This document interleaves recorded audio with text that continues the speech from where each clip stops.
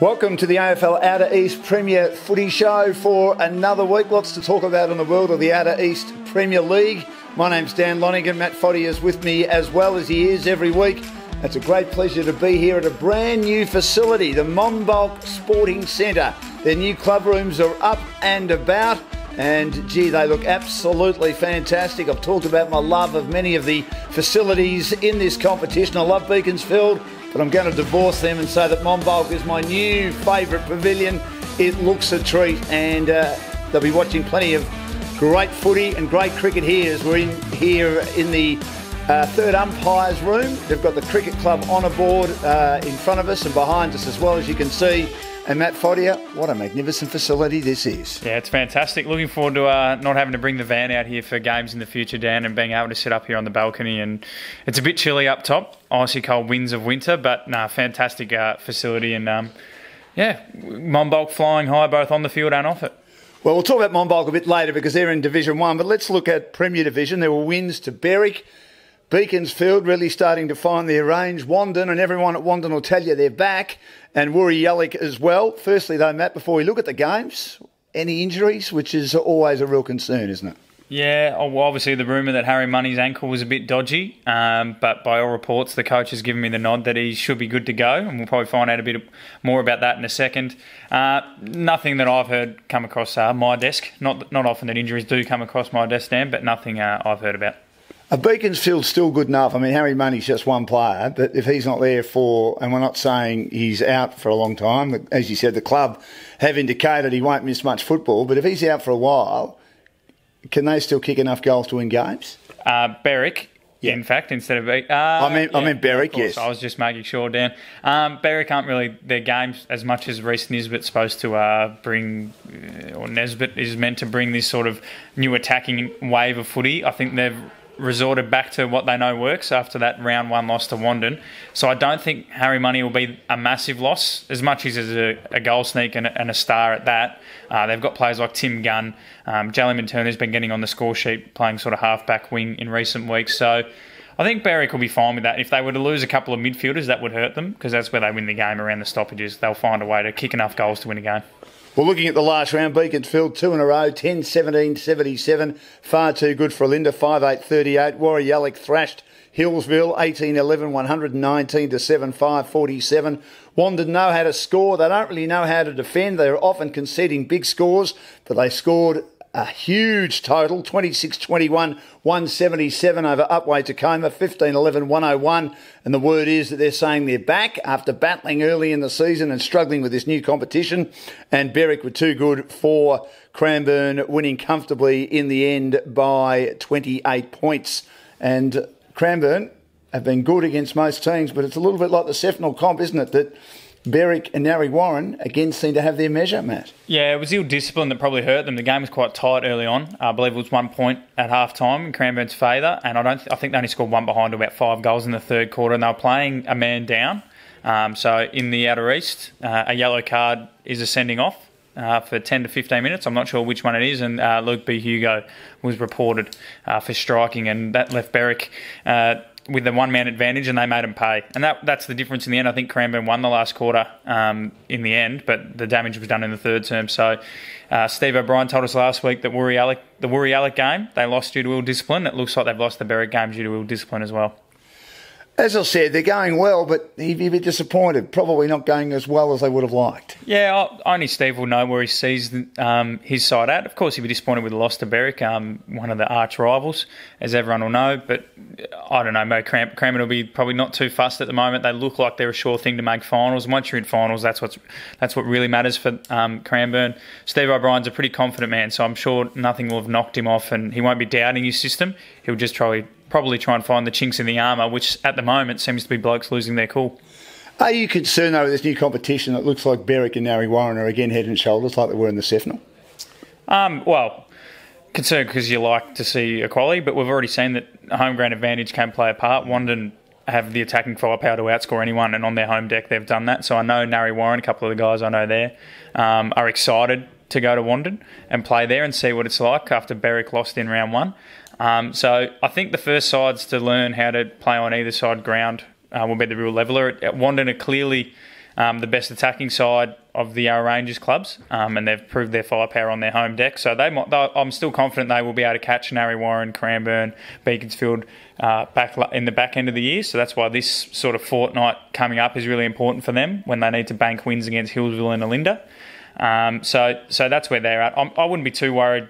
Things are going to happen. Berwick and Narre Warren are good sides, but as we've seen, Narre Warren, I think, won 3 minor premierships or something like that, or they were definitely minor premiers last year and couldn't get across the line when it mattered. So it doesn't matter where you finish.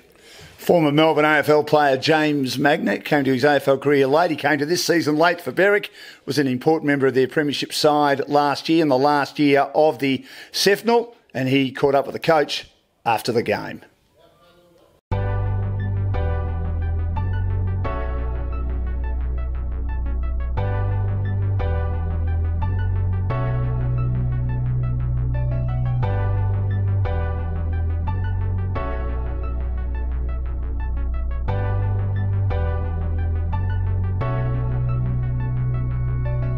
With me, I've got an excited James Magnet. It was a tough win today, James. Welcome to GameFace first. Thanks, mate. Yeah, it was a very tough win. It seems to be always like that when you play Cranbourne. It's pretty hard, James, to be up all the time, though, isn't it, for the whole 4 quarters? You know at some stage they're going to come at you. Yeah, for sure. They're a quality team. They've been, from what I can see, they've had some good wins this year, and yeah, it's always just going to be a tight contest. I'm not going to go anywhere near Harry Money today because he didn't do a hell of a lot today, but he did have one of the best defenders in the league on him. Yeah, I think it's Osborne, is it? Yeah, he's a quality player. I've had him on me a couple of times over the years, and he's on you like white on rice. Well, who else played well, mate, other than you? Geez, I don't know. It's like I'm too focused on the game. Obviously, Matty Andrews never has a bad game. I thought Dill Morris played well. I thought our ruckman gave an awesome contest and really gave some good service to the mids. Someone like Travis Tucker always plays well as well. What about the new fella? You've had, 2 debutants in 2 weeks. Even I watched Jonty today. He played first game last week, played well again today. How about the other new guy? What was his name? Westy. How'd he go? So they both did well. That's the first time I played with Jonty as well. I didn't play last week. But yeah, all you can ask for them is to provide a bit of pressure and provide effort, and they did that. And yeah, it's good to obviously blood young guys and bring them through. One last question. What's going on with Tucky's hair? He had to spin the wheel during the week, so it must be a bit of a tight ass. It's either pay $50 or get your head shaved. Got his head shaved. Yeah. He wouldn't pay the money. He wouldn't part with the $50, so yeah, he's got a horror shave job on his head. But I know, I think our whole midfield nearly has a shaved head now. Good on you, great to talk to you. Good win, and Berwick looking pretty solid for the rest of the year, for the second half of the year. Good on you, mate. Perfect, thanks. That's the coach talking to James Magnet from Berwick, thanks to Petter's suspension and brakes.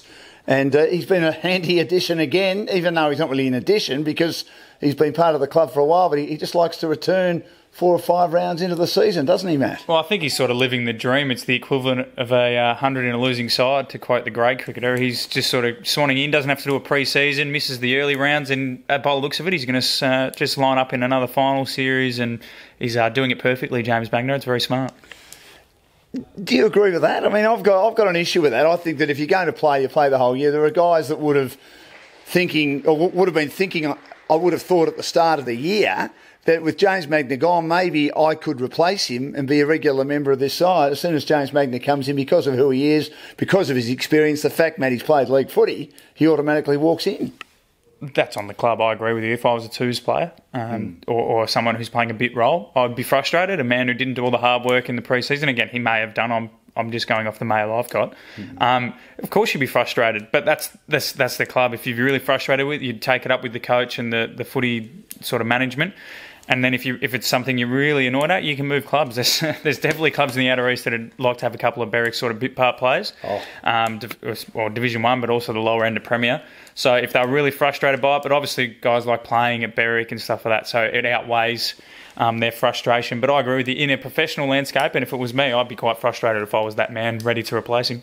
This week, the games are, we'll have a good look at them in a minute. Upway Tacoma playing Woori Yallock, Narre Warren up against Cranbourne, which will be our match of the day on GameFace this week. Looking forward to that. Berwick doing battle with Alinda, and Hillsville taking on Beaconsfield. Wandon have the bye. And just on Wandon, Is it a good time for them to have the bye, or would they prefer to keep playing after their big win last week? Because I believe they're starting to get confident again, Matt. Probably a good time to have the bye. I think they got that win that they needed to hang in. They're now 2-4, 8 points. Their percentage is pretty good for a side that's been, well, not pretty good, but they're attacking wise. Like their points scored is massive for a side that's been on the end of 3 massive spifflications. Thank you for that. That's all right, Dan. Good on you, Drew. So I think it's a good time for a bye. They got that win against Upway, so they've shown that they're probably still the best of the AFL Yarra Rangers sides, bar Woori-Yallock. The bye means another 4 points, while a few of their sides they're competing for in 5th place play each other. Because you'd expect Cranbourne to lose, so they're gaining 4 points on Cranbourne. You expect Upway or Woori will lose there, so they'd probably prefer that Upway lose so they can jump them.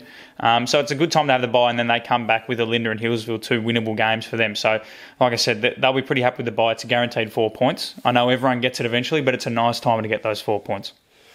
Have they welcomed the inclusion of the Southeast teams as much as you would like? It's too hard to say. Usually you only hear the negative voices. They're louder. It's the same in any landscape, sporting or otherwise. Negative voices or people who have that are usually much stronger in their opinions, and because they're frustrated or disappointed, they feel the need to yell out. You rarely see someone yell out good decision umpire, do you? You often hear people yell out bad decision umpire, because when you're angry about something, you're more annoyed, you want to get your point across. If I agree with someone, I'm going to just nod my head and go, yeah, clap my hands. So often you'll hear more negative noise. You don't expect to hear people going around going, how good's this? We're 1-5 or 1-4. So it's hard to tell. You just got to hope. And by the looks of it on the weekend, the players are still busting their hump for the new coach. Nick Adams, a good man, works really hard, really passionate about his job, as coach will attest to. So as long as the right people are still working hard and aren't getting sucked in by this outside noise, they'll be fine. What's the old saying? If something goes wrong, they'll always tell you. And if things are going well, they'll leave you alone. Any good news, you just keep quiet, don't you? Now, Upway, Tacoma and Woori-Yallock. You'd think Woori-Yallock could win that one. Upway just battling a bit, aren't they? Yeah, Battle of the Tigers, as we found out a couple of weeks back. Yeah, we did. So Upway really probably were disappointed with the defensive effort. 177 points, regardless of Wandon's firepower, it's still pretty disappointing for them. So they'll probably look to make it a much more contested, slower game against Woori. Woori don't have the same firepower as Wandon, but yeah, you'd expect Woori-Yallock to win. They're a good side. They always put in heart and soul.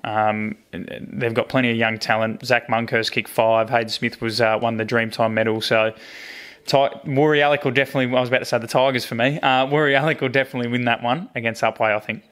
So what do you call them? You call them the Woori Tigers or the Upway Tigers? Well, when you're writing about them, you'd say the Tigers, as long as they're not playing the Tigers. So this week, if I was to write about this game, it'd be Upway, Tacoma and Woori-Yallock. I'm not sure. Again, we've discussed this at length, haven't we, Dan? That one of them, they need to pick another name. But I guess Tacoma rhymes with the Tigers, but Woori-Yallock, I don't know, what the Yabbies maybe, perhaps. I don't know where they go. It's not quite as fearsome. What about the Hillmen or the Mountain Men or something like that? Again, I wouldn't know. It's again, and the mascot, the dramas of having to get a mascot. So, look, I'm sure they'll figure it out. But yeah, at the moment, I believe Woori-Yallock, they'll win this game and probably be sitting third after the round. GameFace involved in Southeast football, match of the day this week for them, their first one of the year. And I'm looking forward to being involved in seeing Narre Warren host Cranbourne. They would be favourites, wouldn't they? Yeah, you'd suspect Narre Warren will win that pretty comfortably. They had the week off, put their feet up. They looked pretty ruthless in that third term against Wandon a couple of weeks ago. Wandon did pretty well, slowed the game down to sort of limit that damage in the first half. But all of a sudden, they run in waves, Narre Warren. They move the ball beautifully from what I've seen. So I haven't actually watched them since round 1 or round 9, but I've seen a lot of footage online and they look really impressive. Cranbourne, I think they've got a lot of really good players, but they don't seem to move the ball quite as quickly as Narre Warren. Personally, again, I'm happy to be proved wrong, but I think Narre Warren look really, really good, and they're the home and away specialists, aren't they, Dan? So they'll probably win this one. And you'd think that Beaconsfield will make it 3 in a row against Hillsville. With that great percentage, they're giving themselves every chance of being right in contention. Yeah, they'll win the game. Hillsville have gone with a tactic of dropping a lot of numbers behind the ball to limit that damage against Woori-Yallock.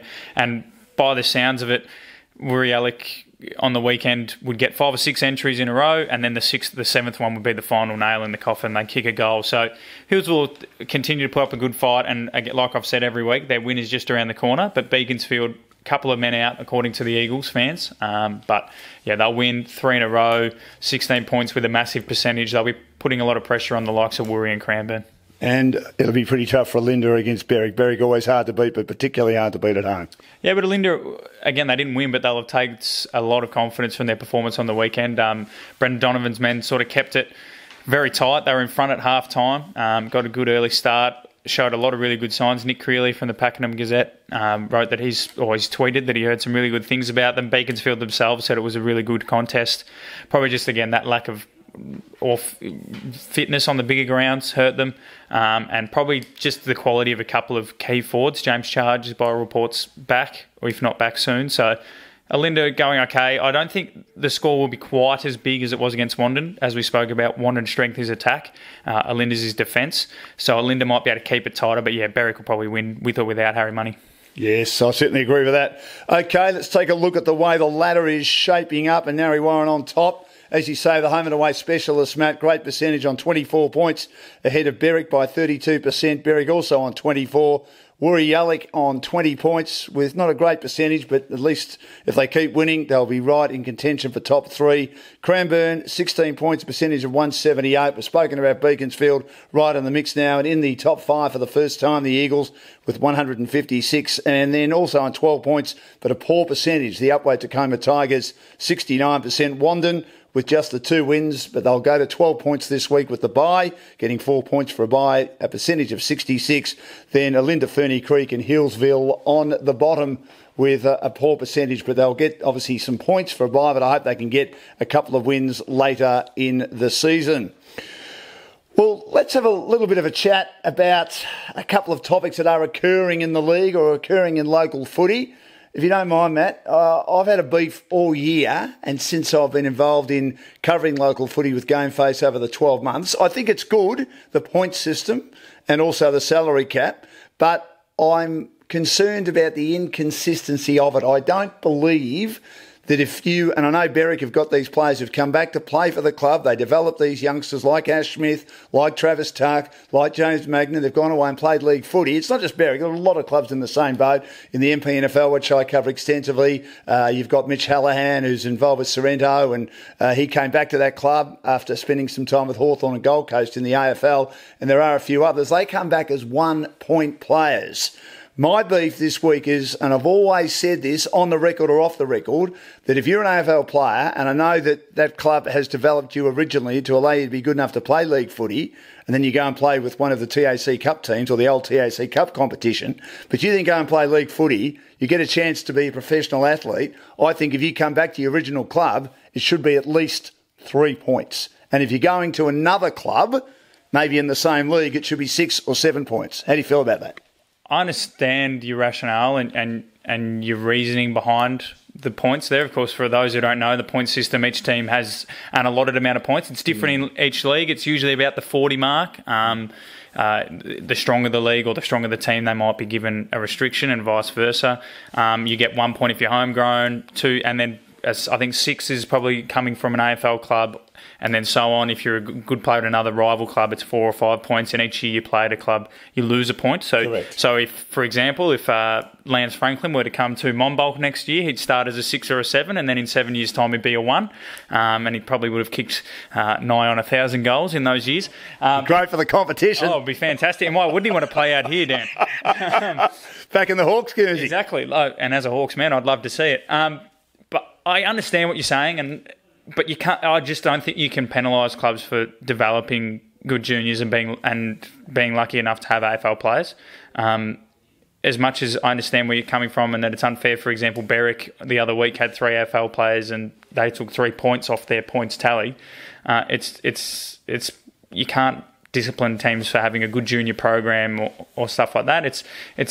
It should be incentive for other clubs to develop their junior program. And if you can get, I know my ex-junior club, Lilydale, from the Eastern Football League, have very little points. A lot of their players are homegrown and they're fighting for another premiership.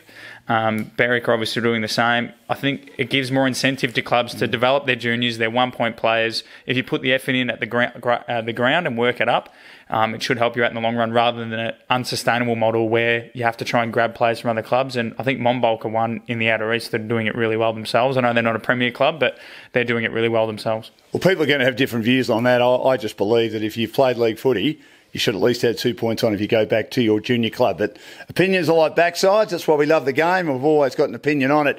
Just before we move on, have you got a beef, Matt? A quick one for us. Oh, not really. You're just happy to be here? No, I'm happy to be here. People can say what they want about me, Dan. I've heard it all before. I've heard it to my face. So it's all right. I don't care. We'll move on. Talk about footy. What's our body of water segment this week? Our body of water segment, so the coach, look at him, he's itching to get out here. On our way out to Monbulk, he would have driven past the Sylvan Dam. Yes, I remember of course. That. So that was what he referred to as Lake Seville and Sylvan, not that close. Hello, Coach. Hello, Dan. I can't remember whether we did this on the Premier or the Division 1 or 2 show, so I'm doing it on the Premier show now. Division 1 and 2, I believe. Is that where we did start off on the Premier, though, when we were up at Upway. I think that's where it actually started. Yes, and you're right, Cardinia Reserve and Sylvan Dam, but for the locals that live in the hills, and I lived in the hills for 10, 11 years, there's a body of water in Sherbrooke Forest that not many people know about. Yeah. What's it called? There's the waterfall, of course, but there's also a little lake in there. Now, only very few people have seen this. I haven't seen it, but I've been told it's in there. It's like a unicorn, isn't it, Dan? He's seen it, but he hasn't really seen it. He's heard. Or the rainbow. Although we do see the rainbow. Rainbow, you're talking leprechaun. Rainbow is a real thing. Well, it is sort of, but then real. But you see a rainbow from a distance, Matt, and then you'll go and chase it, and then it's gone when you think you're near it. A rainbow still exists. You're talking mirage. Okay, can probably. You stop chasing rainbows, end of the show. Good on you, Coach. Coach is the boss. Thanks for that. Thanks, Matt, for joining us. Another big round of footy coming up this weekend in the Outer East. As I said, GameFace broadcasting in the Premier Division, the big game between the top team, Narre Warren and Cranbourne. We'll have more Premier Division Outer East footy show next week. Get your GameFace on.